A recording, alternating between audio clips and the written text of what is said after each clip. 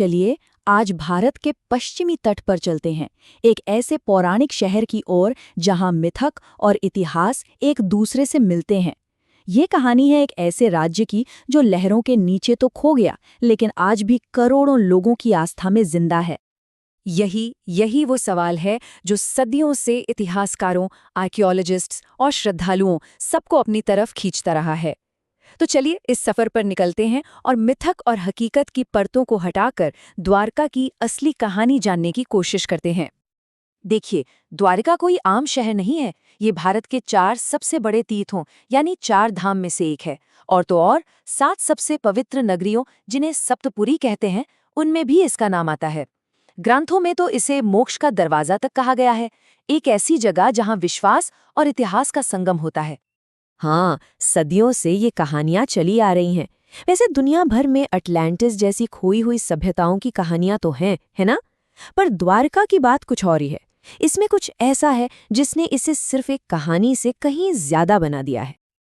तो ये कहानी शुरू कहाँ से होती है? ये कहानी है भगवान विष्णु के 8वें अवतार श्री कृष्ण की, जिन्होंने अपने जन्मस्थान मथुरा से बहुत दूर एक बिल्कुल नए राज्य की नींव रखी। कृष्ण की यात्रा भी क्या असाधारण थी। सोचिए, जन्म हुआ एक जेल में, फिर अपनी प्रजा को बचाने के लिए उन्हें मथुरा छोड़कर सौराष्ट्र जाना पड़ा, और फिर वहां उन्होंने समुद्रदेव से जमीन मांगी और दिव्य आर्किटेक्ट विश्वकर्मा ने रातों रात एक सोने की नगरी बना दी, द्वारका।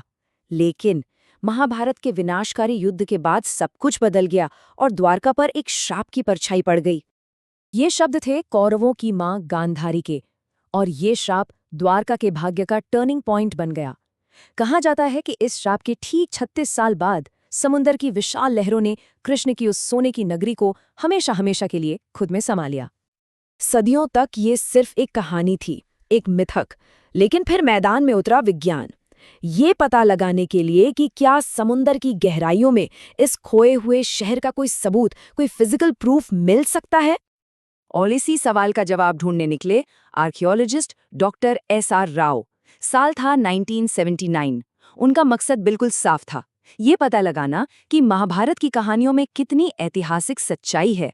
और उनकी ये खोज उन्हें सीधे द्वारका के तट पर और फिर वहां से अरब सागर की गहराइयों में ले गई। और समंदर के नीचे उन्हें जो मिला वो सच में हैरान करने वाला था।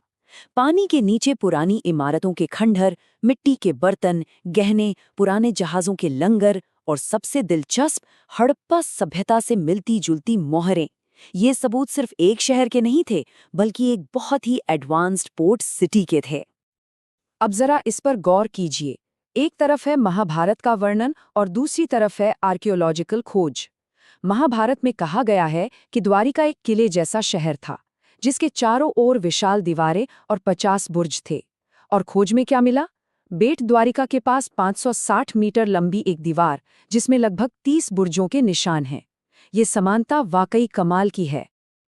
अपनी रिसर्च और थर्मोल्यूमिनेसेंस जैसी डेटिंग टेक्निक्स के आधार पर डॉक्टर राव एक बहुत ही साफ नतीजे पर पहुंचे। उनका कहना था कि हाँ, लगभग 1500 ईसा पूर्व में एक प्राचीन शहर मौजूद था, और वो ठीक वैसे ही समंदर में डूब गया था जैसा महाभारत में बताया गया है। लेकिन रुकिए, द्वारका की कहानी सिर्फ समंदर के नीचे दबे खंडहरों पर खत्म नहीं होती। इसकी असली जान, इसकी आत्मा तो आज भी धड़कती है शहर के दिल में बसे भव्य द्वारिकाधीश मंदिर में। नागर स्टाइल में बना ये 5 मंजिला मंदिर शहर का आध्यात्मिक केंद्र है। माना जाता है कि इसे सबसे पहले कृष्ण के पड़पोते वज्रनाभ ने बनवाया था। सदियों से इस पर कई हमले हुए, इसे बार बार बनाया गया, लेकिन ये आज भी आस्था के एक मजबूत स्तंभ की तरह खड़ा है। और यहाँ की सबसे खास बात पता है क्या है? यहाँ भगवान को सिर्फ एक मूर्ति नहीं, बल्कि एक जीता जागता राजा माना जाता है। उनकी एक पूरी दिनचर्या है। सुबह मंगला आरती से उन्हें जगाया जाता है, श्रृंगार आरती में उन्हें राजा की तरह तैयार किया जाता है, शाम को संध्या आरती होती है और रात में शयन आरती के साथ उन्हें सुलाया जाता है। पूरा शहर इसी रूटीन के हिसाब से चलता है। और मंदिर के शिखर पर जो ये 52 गज का झंडा लहराता है, वो सिर्फ एक झंडा नहीं है, ये प्रतीक है कृष्ण के उस प्राचीन राज्य के 52 प्रशासनिक विभागों का। ये आज को उस गौरवशाली अतीत से सीधे जोड़ता है। तो सवाल उठता है कि द्वारका का असली वजूद क्या है? क्या वो समंदर के नीचे दबे पत्थर हैं या कुछ और? इसका जवाब लोगों की अटूट आस्था में मिलता है। वहाँ के लोग यही कहते हैं, श्री द्वारकाधीश हैं तो हम हैं, और हम हैं तो श्री द्वारकाधीश हैं। ये एक बहुत ही गहरा, एक दूसरे पर निर्भर रिश्ता है। उनके लिए कृष्ण आज भी उनके राजा हैं, उनके रक्षक हैं, और यही विश्वास इस शहर को जिंदा रखता है। और इस विश्वास का सबसे बड़ा सबूत मिलता है जन्माष्टमी पर। जरा सोचिए, ये छोटा सा शहर उस दिन देश विदेश से आए करीब 1.5 लाख लोगों से भर जाता है। सब आते हैं अपने राजा का जन्मदिन मनाने। और वो जश्न देखने लायक होता है। पंचामृत से भगवान का अभिषेक होता है, 50 से ज्यादा पकवानों का महाभोग लगता है, दही हांडी की धूम होती है, और ठीक आधी रात को पूरा शहर कृष्ण के जन्म का जश्न मनाता है। ऐसा लगता है जैसे सारी पुरानी कहानियां सच में जिंदा हो गई हों। और यही बात हमें एक बड़े विचार की ओर ले जाती है। एक कहावत है कि भारत को राजाओं या पुजारियों ने नहीं, बल्कि तीर्थयात्रियों और भक्तों ने तीर्थों को जोड़ जोड़ कर बनाया है। ये आस्था और तीर्थ यात्रा ही तो वो धागे हैं जिन्होंने इस देश के सांस्कृतिक ताने बाने को एक साथ बुनकर रखा है। तो आखिर में हम उसी सवाल पर वापस आते हैं, इतिहास कहाँ खत्म होता है और आस्था कहाँ से शुरू होती है? द्वारका में ये लकीर पूरी तरह मिट जाती है। यहाँ आर्कियोलॉजी और आस्था एक हो जाते हैं। एक डूबा हुआ शहर एक जिंदा विश्वास की नींव बन जाता है। और शायद यही बात हमें सोचने पर मजबूर करती है कि कुछ कहानियां इतनी ताकतवर होती हैं कि वो हकीकत बन जाती हैं।